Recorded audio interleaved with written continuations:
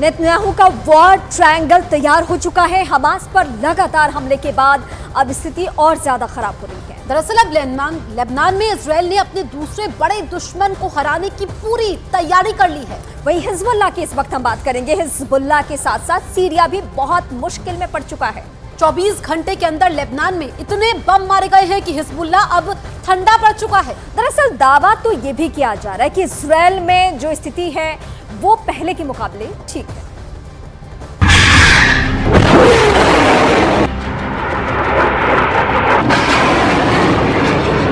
पहला रॉकेट, फिर फायर हुआ दूसरा रॉकेट, इसके बाद लॉन्च हुआ तीसरा रॉकेट।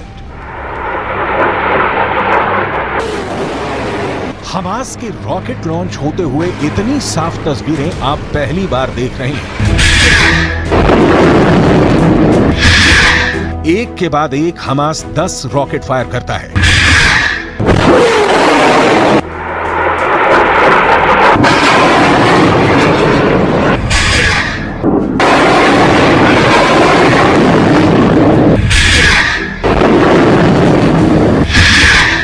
इजरायल के शहर टारगेट पर हैं और गाजा में बमबारी के खिलाफ हमास ने अपना रॉकेट वाला गोदाम खोल दिया है।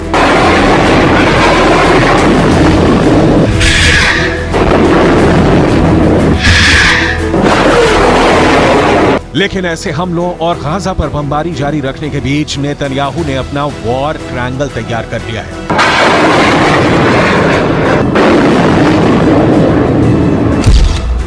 नेतन्याहू के वॉर ट्रायंगल में सबसे बड़ा कोना गाजा में हमास का पूरी तरह खात्मा है। नेतन्याहू के वॉर ट्रायंगल में दूसरा बड़ा कोना लेबनान में हिजबुल्लाह का अंत है, जबकि नेतन्याहू के वॉर ट्रायंगल का तीसरा सबसे खतरनाक कोना है सीरिया, जहां पर इजरायल की एयरफोर्स ने हमले तेज कर दिए हैं। ये तीनों जगह या देश इजरायल के बॉर्डर से लगे हुए हैं और इजरायल इन्हें अपने खिलाफ सबसे बड़ा खतरा मानता है। इजरायल ने सीरिया के अंदर कई सैन्य ठिकानों को टारगेट किया है। ये इंफ्रारेड वीडियो ऐसे ही एक हमले का है। इजरायल का दावा है कि सीरिया की तरफ से उस पर कई तरफ से बमबारी हुई है और अब उसकी एयरफोर्स का यह हमला सीरिया को मुंहतोड़ जवाब है।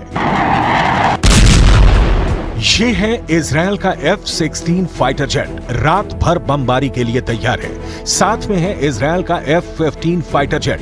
दोनों ही इजरायल के सबसे बड़े मिशन के लिए लगातार तैयार रहते हैं। इन विमानों में दोनों विंग्स पर लगे हैं दो बड़े बम, यानी हर विमान पर 4 बहुत ही खतरनाक बम। इस बम का नाम है जेटम। यही बम है जिससे इजरायल ने गाजा में बड़ी तबाही मचाई है और अब यही बम सीरिया के ठिकानों पर गिराया जा रहा है। यही बम इस वक्त हमास, हिजबुल्लाह और सीरिया के लिए सबसे बड़ा खलनायक बम बन चुका है। हर एक बम का वजन 9.5 किलो से ज्यादा है, यानी हर विमान पर करीब 4000 किलो बारूद लोड किया जाता है और फिर ये विमान इन 4 तबाही वाले बम लेकर उड़ जाते हैं। जब ये बम रात में फटता है तो ऐसा धमाका होता है। इजरायल को अमेरिका से मिले इस बम ने बहुत तबाही मचाई है। इजरायल और लेबनान के बॉर्डर पर बमबारी देखिए। हिजबुल्लाह के ठिकानों को इजरायल चुन चुन कर टारगेट कर रहा है।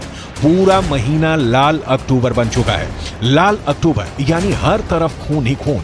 और अब नवंबर की शुरुआत से पहले ही गाजा के साथ लेबनान और सीरिया पर लगातार अटैक होने लगा है। इजरायल इस वक्त गाजा में हमास, लेबनान में हिजबुल्लाह और सीरिया में एक साथ ऑपरेशन कर रहा है। इजरायल की एयरफोर्स के सैकड़ों जहाज इस वक्त 24 घंटे उड़ान भर रहे हैं और इन तीनों जगह पर बमबारी का ऑर्डर मिलते ही बम गिराने का बटन दबा देते हैं। इजराइल ने, आप तस्वीर साफ तौर पर देख सकते हैं, धुएं का गुब्बार आपको नजर आएगा। हम उस मौके पर बिल्कुल नहीं, लेकिन दूरी से हम आपको तस्वीर दिखा रहे हैं। लगातार इजराइल जो दक्षिणी लेबनान के सरहदी इलाके हैं उन पर हमला कर रहा है। अब तक का सबसे बड़ा हमला हम कह सकते हैं। देखिए, पिछले कई दिनों से हम इस इलाकों में रिपोर्टिंग कर रहे हैं, हमको इतना बड़ा हमला अभी तक नहीं दिखा है।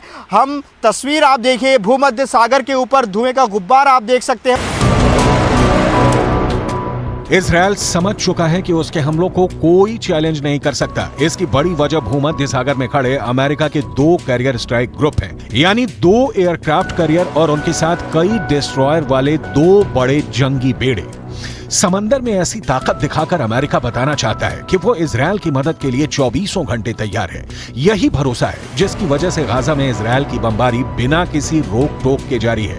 इस बमबारी की शुरुआत 7 अक्टूबर के बाद से हुई, क्योंकि पहले हमास ने इजरायल में 1400 लोगों को मारा और अब इजरायल ले रहा है बहुत ही खौफनाक बदला।